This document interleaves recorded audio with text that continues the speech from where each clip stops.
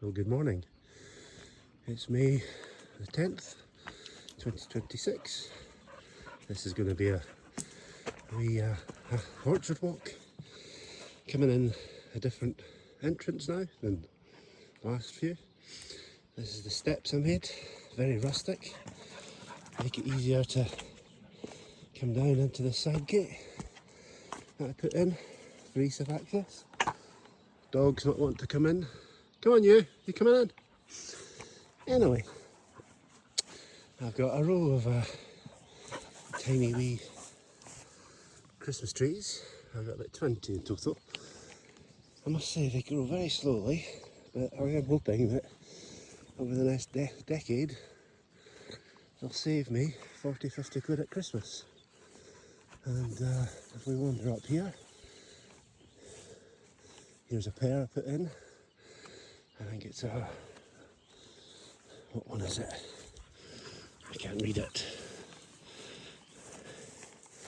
It is a Maggie, which is a Scottish tree. That's about 3 years old now.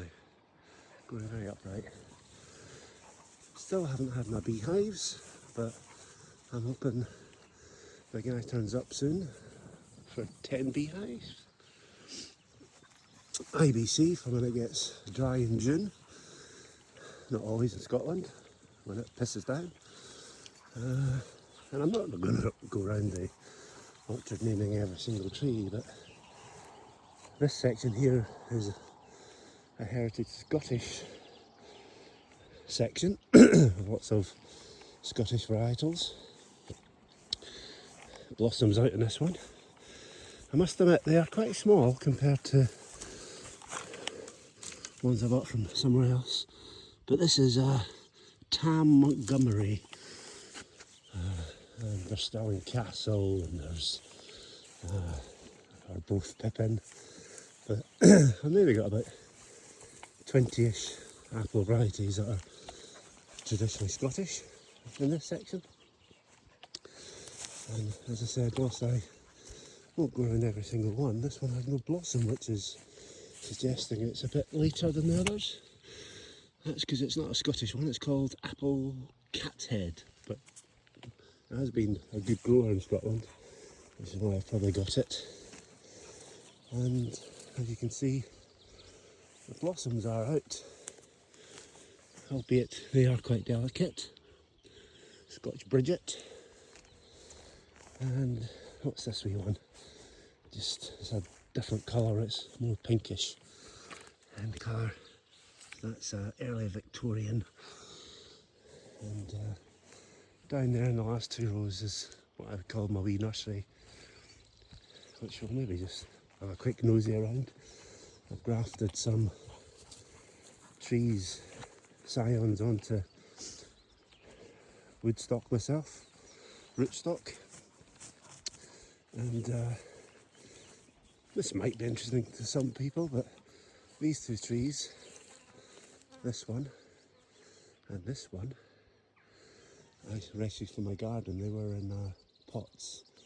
I think this one's called Mayfair and this one's Fiesta. And this is what happens when you don't protect your trees properly, because the deer come in and they snaffle the bark and side shoots. I suppose you could call it a bit of an experiment to see what happens. But what I need to do, if you notice, this is all clogged up and the barrier's now interfering with the growth of the tree. So what I need to do is what I've been doing on about 40 of the 180 so far, is dig it out. I've started to use some weed fabric just because it doesn't turn into an annual event, but I put weed fabric, dig the sods all out, which is quite laborious, reset the barrier, and it means that it frees up the tree much better. But it just means that you still get weeds, but they'll be easier to maintain, hopefully, going forward. I said I was going to go down the nursery. I've got about a dozen. So this is a rootstock that's failed, I think. So Yes, so what you can see here, it goes into focus, is there's a V there, and that's where the cyan went, but this one didn't take, so you can see this is just pure rootstock. But if we go to one that did take, probably the most healthiest one is down here. A wee bit of a slip. All good.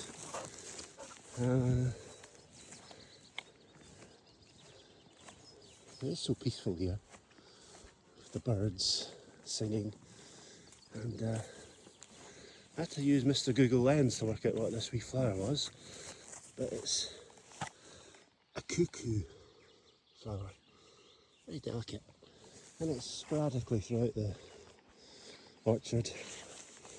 But this one here is a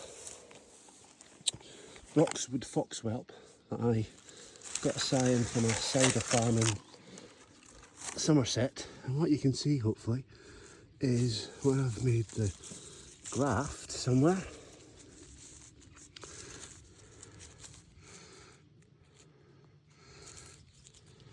Yes, down there now. I don't know if you can see if it was into focus, but that there is where I've grafted onto the rootstock, and then all this here, about 2 years worth of growth. It's much slower than I had hoped for, but I better put this back on, protect it from deer at some point. I have to remember that. And then, so this is what I call the bottom of the orchard, and on this outside edge, so to speak, is where I've got all the M25 standard rootstock. So what that means is that they're just full grown apple trees. These boys will get up to 5 metres, 6 metres maybe, and you can see that they're growing much more rapidly because the rootstock is much more rapid. So for scale, there's my hand, it's a fair old, inch across, easy, maybe a bit more, and I'd say they're 3 metres, do you think, against that wonderful blue sky? So clearly they all grow slightly differently. That one was very strong. This one, so I think this is a black dabinet from memory. And this one is a spotted dick, which I believe is a cooker stroke eater. And going down here, they tend to be cider or cooking apples down here. And this plan was just to have a bit of a perimeter of the orchard. But as we go in, so this one's quite tall, but I don't think it's on a M25, it's on what's called MM106, and it's a Kingston bitter, which is a cider. But you can see, they all grow differently. Even though this is supposed to be a smaller tree, it's enjoying where it is. And the blossom this year I think has been the best I've seen it. Clearly the trees are beginning to get a bit older, but this is one called Gilly, I think. Is it after? Yeah, so this is the one that I've named after, well, I got this dog about 7 years ago, Cocker Spaniel, we called him Gilly, after the Scottish Gilly, Gillie, which is a gamekeeper in England. And this tree is called Gilly. So, non-interesting fact, number one of the day probably. What else can I say? This is more of an aid memoir for me, so as I get old and decrepit, I can look back when the trees were young and I was still fit and healthy and digging them out. So you can see, this is a good example of when I originally put the trees in, what I had to dig out of some of the holes. This is a rocky southwest facing slope, I would say. So the sun starts there-ish in the morning, sunrise, and then it works its way around. We're about 9 o'clock now, 12 o'clock, 3 o'clock, and then I start to lose it behind the trees there in the evening. So there you go, a full 360 view of the skyline.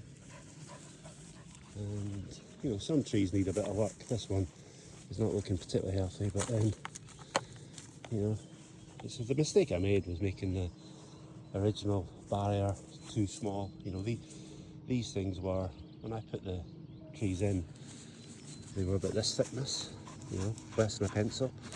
So clearly you can see after 3 years growth, they do go away on their own, some better than others. And I suppose what I could also demonstrate for those that are half interested, remember, pruning is important in the winter. You want to try and keep a nice shape of an apple tree. And what I try and do is remove any inward growing branches. And try and find a good example. As always, you try and find one and you can't. But I think these ones here had a lot of trimming and they're coming on brilliantly. So the old adage is you have to throw your hat through the circle of the tree, so I think I could probably do that, don't you? So anything that was going inwards I removed, and these now are going away like rockets. This one is a Court Royale, which is another cider varietal. So I am hopeful in my early retirement to make a bit of local Scottish cider made from Somerset varietals that I've planted. So I suppose that's about it for today. It's not a complete walk around this orchard, but I think you get the drift. And this is glorious over here in Scotland. What are called English bluebells, although I'm not sure they're really English, let's be honest, but they are known as English. We do have a Scottish bluebell. It's slightly paler. They're not actually related. The English one, I think, is part of the asparagus family, and the Scottish one, slightly paler. I'm a bit biased, so I'd say it's prettier in colour. It's like a light sky blue, but it's from the bell flower family rather than asparagus, and it comes later. It comes in June, July, and hangs around till August. And maybe my next walk will be when they're out, because they tend to concentrate around this rocky mound here. And it wouldn't be an orchard walk if I didn't point out my Perry circle. So Perry pears are pears that you make into a drink called Perry, which is not to be confused with pear cider. So you get your Perry pears. This one is an old fashioned variety called Andre Hofkap. It's got a nice shape to it, and again you can see this cut here. I removed this branch because it was going in like that, which was no good. So it's a nice opened sort of, what would you call that, a U shape. And then let's finish up this wee meandering with a brandy Perry pear. Again, these are beginning to look quite healthy, and as you can see, I've opened these out. This is where obviously the top of the orchard is, so when I've put new trees in or I've put old ones, I've dug out about 1 metre diameter and redid the protection, and they're going away now. They love it. This one still needs to be done. So this is another Andre Hofkap, but all getting choked up. That needs dug out for a circle, and then I need to bag in a few more stakes and a bit more of the protection barrier, and that'll go away. And look, what's that that's crawling down? Somebody will be able to tell me. Is that a beetle? Hopefully it's not doing any damage, although you can see it's doing something potentially to that leaf. It's curled up with holes in it. Should I kill these little things? Or is that's a fly by the looks of it. And this one is a beetle looking thing. Anyway, I don't spray my apples. This is, I wouldn't say it's organic per se.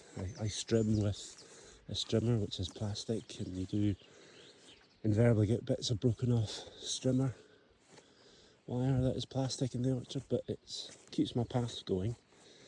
And otherwise I'd maybe throw a handful of organic fertiliser down for fruit trees every winter, spring.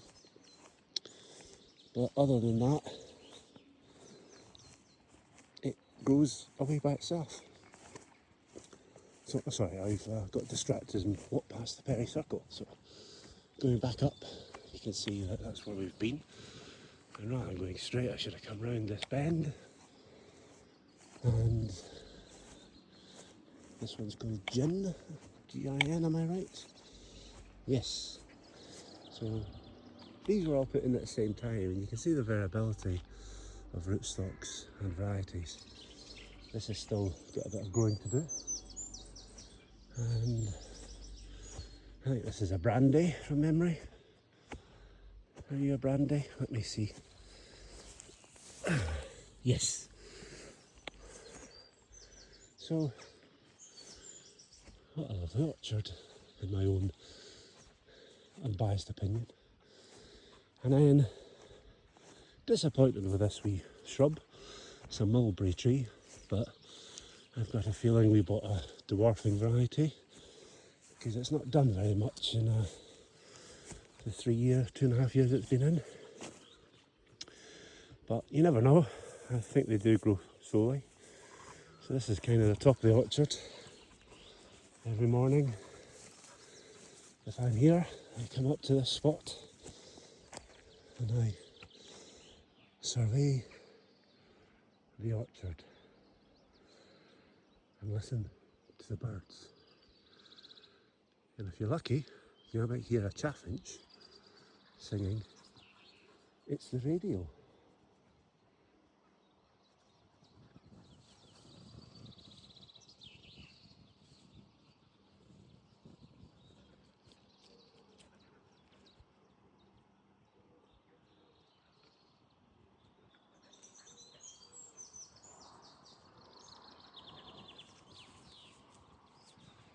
Not today. So, that's another grafter. I grafted a wee apple onto the rootstock there. So, that's us coming back round the end of the Perry Circle, back to where we started.